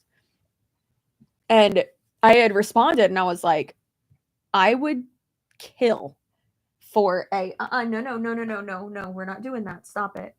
I was like, I would kill for a like sprawling 1-story house like y'all's, because it's, my God, it's so spacious, it's so beautiful. It's like split, I guess, split floor plan, and it's so beautiful. It's so beautiful, and like has enough room, and ours just not. And I told her, I was like, there's no way to find that in South Tampa though, and there isn't. So I told her, I was like, bitch, we might be neighbors. I was like, I've expanded my search to look by your house, all right? Like, ugh, it sucks. Oh, Cassie, you sent me a message on Facebook. Okay, I'll look at it. Have you seen Gabby Hanna's TikTok? Concerning. Again, no, I have not. She's been spiraling, but it's also just like she's not getting help. It's not to compare her to Kanye, but like she's like talked about him and like been trying to milk it for all it's worth. It's weird. Screaming for her Adderall script to be filled. Ugh. Oh, she's screaming for it to be filled? Yikes. No, sir. Go. What do you're being so needy right now, and you're not usually, well, you are always like this, but not usually. Go. Go. I don't want you under my desk. Go. Go. Go. You are not listening. Wow. You're being a bad boy right now. He said, if I don't move, you cannot see me. Yes, poor girl. That sucks. Wiggum, I don't need leg kisses. I don't need those. Should we watch the Addams Family, though? I made chili, and I'm so excited. And I have to do chores, too. But I'm very excited. So I think I'm going to watch the Addams Family tonight. Those are usually, like, I always watch Beetlejuice. What lip color are you wearing? I am wearing Voyager. It is the Maybelline Super Stay Fit Me liquid lip. But there we go. Yeah, what are Halloween movies y'all always? Chores are better with edibles. Oh, I cannot do that. You always watch Nightmare. You mean Nightmare Before Christmas? And Halloween Town. Oh, I haven't watched Halloween. Wiggum, please stop licking my legs. Stop it. Go. Go. Go. Go. My goodness. You always watch Hocus Pocus. I do not always watch Hocus Pocus. I think I might have watched it last year. I don't remember, but I did watch the new one this year. Practical Magic. I don't think I've ever even seen that one, which is surprising. Looks like my hair is short. That's cute. I don't know. What else have I watched? Anyways, I always watch the Addams Family movies. 1 and 2. And then I watch all of the Hotel Transylvanias because they're my favorite. And Nightmare on Elm Street. Oh, that's one of the first movies me and Tony saw together. Was Nightmare on Elm Street. The most recent one, I guess. I'm trying to think of what else I watch. Beetlejuice. I watch Beetlejuice every October. Yeah, The Shining. I haven't watched The Shining in a while. Real good one, though. I guess I should watch Practical Magic. Monthly report from Amazon.com. Amazon.com associate ID. We have just sent payments to eligible associates. Yeah, I don't do that. I guess I should. I buy enough shit from Amazon. Have y'all watched The Basement Yard? It's one of my favorite podcasts. YouTube channels, I guess. Rocky Horror Picture Show, watched that last year. I forgot how horny it was. Loved it. I was just thinking about watching American Psycho tomorrow. Ooh, you should. Maybe that's what I'll do. Maybe, Mitch, I just looked like, digging for gold. There's gold in these hills. Fucking prospector. Yeah, I think I am going to. Did y'all watch The Watcher? Yes, I watched it. I know a lot of y'all did too, but yeah, I watched it. There's a snake in my boot. There's gold in these hills. But I am weirdly excited because we're going to my sister's well, technically Tony and I are going to my friend's house to sit on his front porch and pass out candy because he lives in one of the best neighborhoods and his house is amazing. And he just redid all of it. It's my favorite. And he goes super crazy and real extra for Halloween. And we're gonna go sit on the porch with him. I'm gonna bring some wine and we're gonna hand out a bunch of candy. And then my sister and her husband and their kids will be at the house down the street at her in-laws' place. So we're gonna walk with them or whatever. I think they're borrowing my friend's golf cart, or they're not his golf cart because he has an really old, I think it's a World War I military Jeep thing that he fixed up. It literally has a gun on the back of it, a turret type gun. It's shit's crazy. It's legal, don't worry. It's awesome, is what it is. They have it, he uses it in parades and stuff and just for fun, basically. Because I guess that's what you do when you have a lot of money. I watched Nightmare Before Christmas, Halloween, Thanksgiving, and Christmas. I'm overkill. I love that. It's my service dog's first year of public access training. Being advanced enough to go out on Halloween, I'm going to take him to see the decorations and costumes. Oh my god, I love that. Is that him in your profile picture? He is darling. Ooh, the babe. Hello?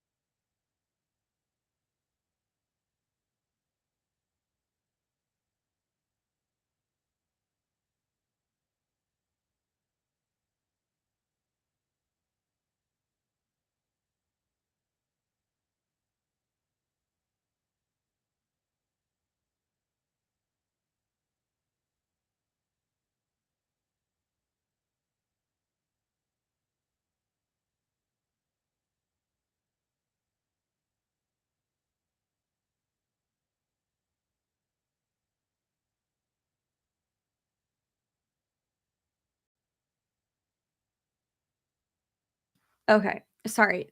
Tony and his work wife, Jade, who I love so much, were she was she was, like, arguing with him about something, and she said, "FaceTime Chelsea right now, I know she won't lie to me." So, yeah, anyways. Yes, when he's a baby, he's a Saint Bernard, he's 3 times bigger. Girl, he's probably, like, 30 times bigger. I'm currently wrangling an insert name here ponytail to practice for tomorrow. Oh, fun! That's so fun. Oh, I love that for you. Um, I remember when I feel like first few times I did it. It can take, like, getting used to for sure. And then, like, sometimes it can feel like it's, like, too like, I don't know, like, it'll, like, stab you and it's, like, heavy, but then you just have to figure out, like, where on your head to, like, put it. It's an issue. Is that, like, extension ponytails? Yeah, I have a wall full of them, which I need to get lighter color ones because all of mine are the champagne blonde color, and I clearly don't have champagne blonde hair anymore. I need to get the, like, platinum ones. So, yeah. I will definitely use my own code to do that. Oh, Blaze Goddess, do you have some in your shop too? I didn't know you did. I know you have, like, everything else. Well, share your thing.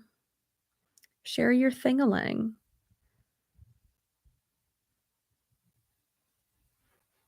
I'm filing filling? Oh, let's like filing. Filling Christmas ornaments with dried flowers. It's early, but I miss my garden. Oh, I love that. I miss my garden too. I told y'all I had to tear everything up, right? Sucks. I've definitely planted everything at the wrong time. I gotta clean out my garden for winter. Yeah, I had to rip everything up because it was way too hot. And then hurricane season happened and it was raining. I haven't watered anything out there for probably 5 months and everything's still alive except for my vegetables I, like, tore out. It was really sad. It was really frustrating. Yeah, it was like, it doesn't matter how much you water them. If it's too hot, it's too hot, man. Way too hot.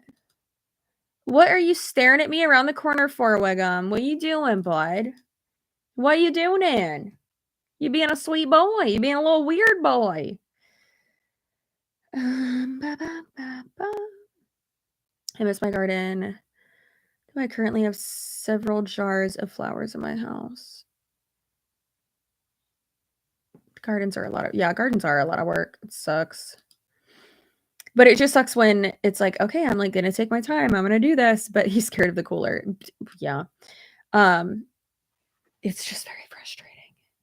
Houseplant season. I'm the type of person that I will never have live plants in my house. All my plants are fake in my house. I'm not really sure why. I am just not a live plant type bitch, you know? That ain't me. So, you know.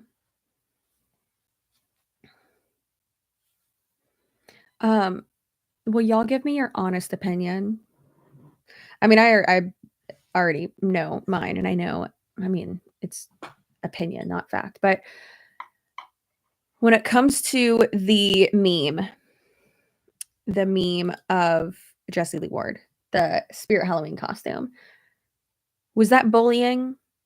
Was that mean? Was that being a mean girl? I did not see it as such. Also, I know for a fact that Jessie Lee Ward loves that shit. She loves it, especially because I didn't make it about her physicality. I wouldn't do that. Maybe like a year and a half ago, Chelsea might have, but I would not do that now.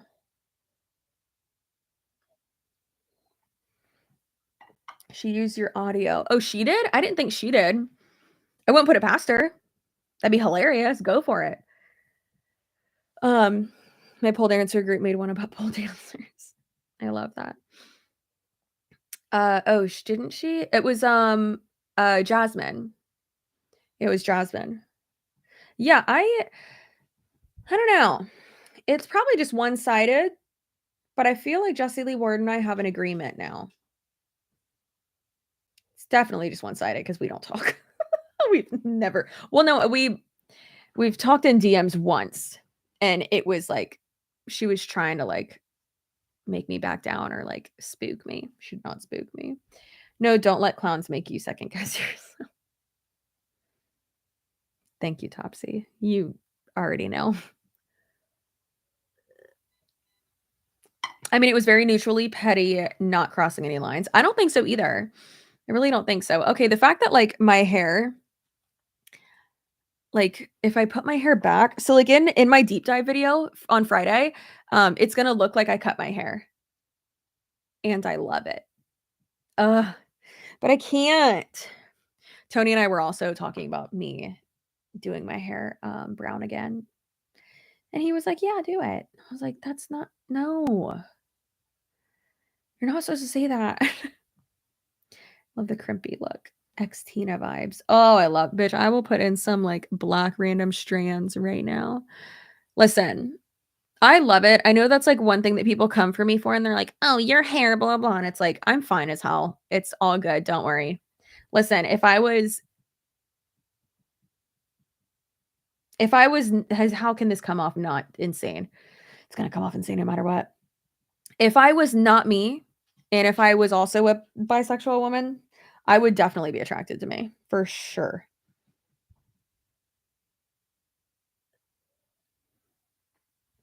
Well, yeah, because the caveat there is if I'm not myself, because I am not my own type. I'm not my own type. As you should. Thank you, Allison. Always asking others' permission to dye my hair. It's getting hard. Yeah, it's just like I know. So the thing is that before I go back to brown, I'm gonna have to get a wig that looks exactly like this. Not like this, like with the crimp, but this color. You hear Gracie? You wanna go outside and play with them? I actually don't know if that's Gracie, buddy. That sounds unhinged. Okay, hold on. Wiggle wants to go say hi to his people. Can you go outside? Come on, let's go outside. Outside, come on. Oh my goodness. Was that Gracie that was barking? I think it was her. Yeah. Yeah, go up to the fence, buddy. Go get her. Go get her. I think Ellie got 5 too. Go. I'm not coming outside with you. I don't need to come outside with you. You're a big boy. Don't look at me like that. You want to go get her? Fence? Yeah? What? Be a big boy. Come on.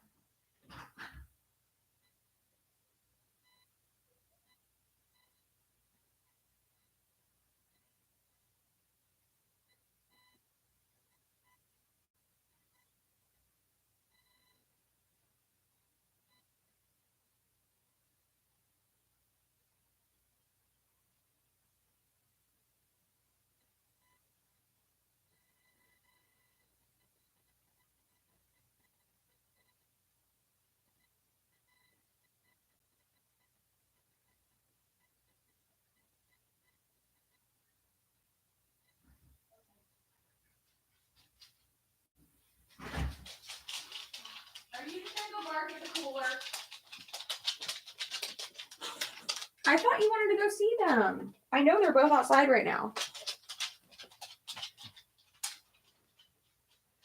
Nope. Listen, I'm not going to lie to you. This blanket is very, very, very, dare I say, cozy. Oh, that's really cute. On the tag, it says, be kind to you. That's adorable. Jaclyn Hill, LLC. I do understand the, like, I don't know if y'all can hear his gremlin noises, but he's 1,000,000% making gremlin noises. Yeah, so I don't listen. It's very expensive. It's very cozy though. So hey, if you got the money, I also got the short sleeve pajamas. I'm not gonna lie to you, those are pretty great. However, if you're gonna spend that much, I mean, Skims are great too. Oh, yikes. I texted Peter Mon, and I was like, don't worry, I ordered the blanket and the pajamas, and I'll let you know. And he's like, you're doing God's work. And I was like, I know, it's a business expense though, so it's fine. No, Wiggum. I mean, one thing I do like is that it's like stretchy-ish, kind of. Does that make sense? It's like stretchy-ish. And then so were the PJs, which is good. But yeah.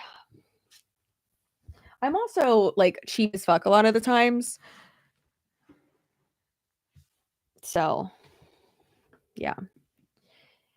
Anyways, it is quite expensive. So how's everyone doing? Are we doing okay? Are we doing good? I'm happy that y'all don't think it was me, and let me back myself up a little bit because I didn't see anyone say that it was me, and someone told me that there was someone going off and saying that it was me, and I'm like, I don't care what that person has to say. I don't care. Don't send me anything. Don't tell me anything. They've been blocked for a long time for a reason, and they're going to continue with the behavior to which got them blocked. Yeah. So I'm okay. Good.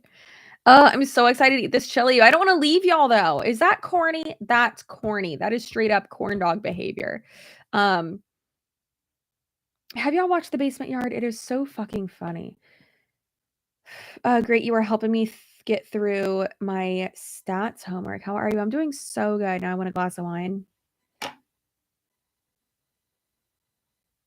That good clean cab. I cannot wait to do a sponsorship with them or a collab with them, like eventually. Oh, I'm making chili too. Go enjoy it, girly. It's straight up corn dog behavior. I'm a corny corn dog. Does Good Clean Wine ship to Canada? They do not. I know it stinks. Not good. My boyfriend of 3 years left me using. Oh my God, Lauren. I thought you meant that he left you using me to distract you. And then he left you. I was like, oh my God, what? I'm so sorry, but I'm happy I can help. I suggest, like I always do, go to therapy, talk therapy if that works for you, but give it a try. Talk to someone, talk your feelings out. Let yourself feel those feelings, girl. Don't suppress them. Feel them. Let yourself be sad. Obviously doing like little things here and there as like self-soothing techniques, and obviously I'm not a therapist, but I've been through shit. But using things as like self-soothing techniques and distracting yourself and making yourself happy, that's absolutely wonderful. Do it. However, you got to feel those feelings, okay? And what I always like to remind people of is that this is temporary. You're not going to feel like this forever. In 6 months, a year, you'll be okay. So just feel the feelings.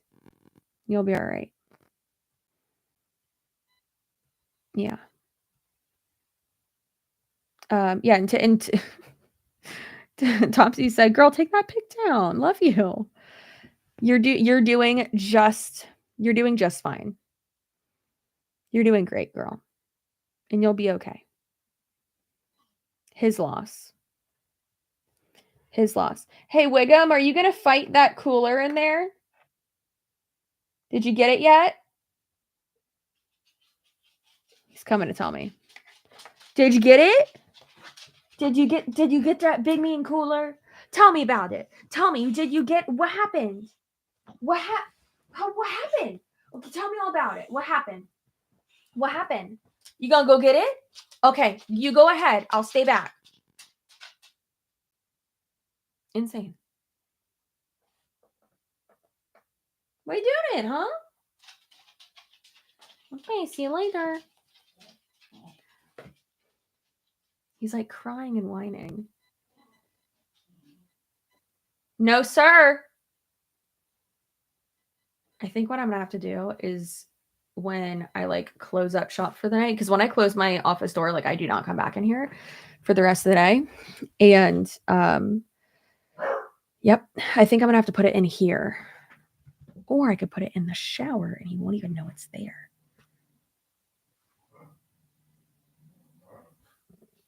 He's growling. Okay. Well, no, sir. No. What are you doing? What's happening, bud? Did you get it? No, it's still there. Oh, it's still there, huh? He just sitting there on the counter. How dare he? The audacity of that shape being there. Oh, he is sitting down, ears up and back, ready to go. Ready to fight. He doing the protect. From a cooler. I can't. You thinking about leaving us? I mean, oh, that was your face. It's in your butt. That was your face though. Yes, I think I'm gonna go, but I know it's corn dog behavior, but I love the what was that? Oh, that's the spot. Okay. I also have to do a few chores. I think it probably smells like some animal. So that's what Tony said. He was like, it probably smells like the pheasant, and that's why he's like freaking out about it. But that does make sense. Or because it's something new, but he doesn't act like that with other new things. Yeah, weird. It probably is because of the pheasant. I think that's really what it is. But yeah, not to have like corn dog behavior, but I kind of loved that we kept it under like 100 people tonight. I love that. What are you doing? He said, no, touch my butt. But also, I cannot wait to wear my casual outfit tomorrow. I'm gonna wear my little combat boots with my cropped jean jacket, and of course this hat, and this little dress that I got from Kittenish. Kittenish has the cutest fucking clothes. And I love that in there, well, at least in the Tampa one, how it's set up. It's like it's all kind of like sectioned or like organized to where it's like, okay, these shorts would look really good with like this top. This top also looks really good with this skirt that's right next to it. Also, hey, this jacket looks really good with all of this. And so I love that. Love that shit. Also really proud of myself because first of all, now it looks like a bonnet. Put it on a Facebook short so we can see it. My outfit for tomorrow? I'll do that. Ooh, can I do a one of the like get ready with me's like I was about to say Laura Beverlin. Ugh, vomit, cannot stand her. Like Laura Lee does. I love when she does that. I love that. Have y'all seen that girl on TikTok who gets real close up to the camera and she's like, it's Friday. Let's get dressed. And then she goes through like each little thing and she's like, I'm going here, here, here. So I'm going to wear this. We're going to start out with this. And then are we going to do this or this? Then she shows like her jewelry she's putting on. Then she tells you like her fragrance. And then she's like, all right, I want to wear this bag or this bag. And like everything she wears, you're like, is it going to look good? I could never wear that. And then it's all together and you're like, God damn, that looks so hot. Like, it looks so good. She's definitely like a harness type of bitch. Ooh, I have a harness thing. It was for a costume. Let me see if it would look good with the dress that I got. Because it might. It might. Bitch, I'll wear that tomorrow. Oh, no, it's too small, I think.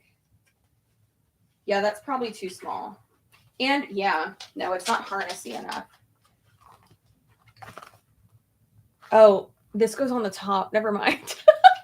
I thought it went like this. Oh, I wish. No, this goes up here. Never mind. This is for... I could wear this with a bodysuit, though. That would be really cute. Yeah.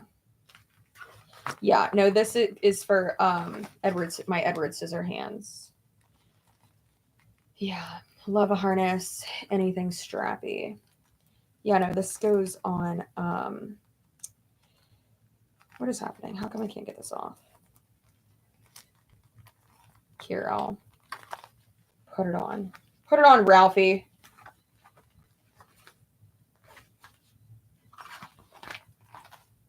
Yeah, this goes like this. Probably not even going to fit because this is small as shit.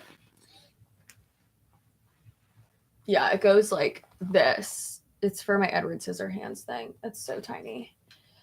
I'd have to wear that with a shirt bodysuit type situation. That's like super cinched in. But this is the other crop top that I got. It's like a good like transitional like fall to or summer to I mean really wear anytime, but I thought this was really, really cute. Like I said, I wore it in my Brittany Dawn deep dive video with this really cute necklace that I forgot that I had that I found in my closet, and I was like, oh yeah, I do have that. Listen, I've been looking for gold in these hills for so long. Haven't found anything. I want like, there we go. Okay.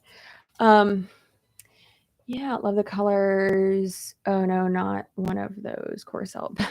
Yeah, no, that's I got very confused with that. I thought it was something different. There's a girl called Maddie. Is she the blonde one? The absolutely beautiful, like that's my type. Typically not like blondes though, which is funny.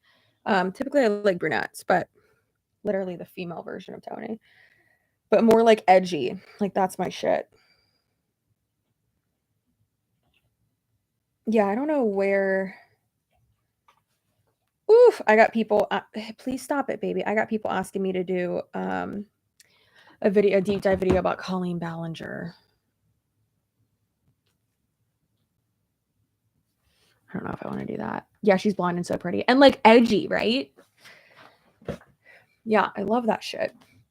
She's so fucking pretty and tall and she reminds me of a sexy spider. Yeah, so I'll do. Hey, please stop. No more leg licks. No more leg licks. I love you so much. Please stop licking my leg. Go. Yes, you should. I'll add her to the list. The next, since no one's here, the next is Dr. Oz. What was he just looking at? What were you just looking at? You know that's not good. Don't you dare. Wiggum. What are you? Wiggum. That is not that is not nice. You are not supposed to be up there. You're not supposed to be on there or on this. You're gonna fall. Can you please get down? Thank you. Out of control. Out of control. All right, so I'm gonna go do my chores and watch. Your Morning Guru did one on Dr. Oz. It was so much worse than I had thought. Exactly, it's really bad. Hello, Wiggum. Good luck on your homework. I'm very proud of you. So yeah, so I'm gonna go do chores and eat my chili. I got Fritos too. They smell like Wiggum's paws.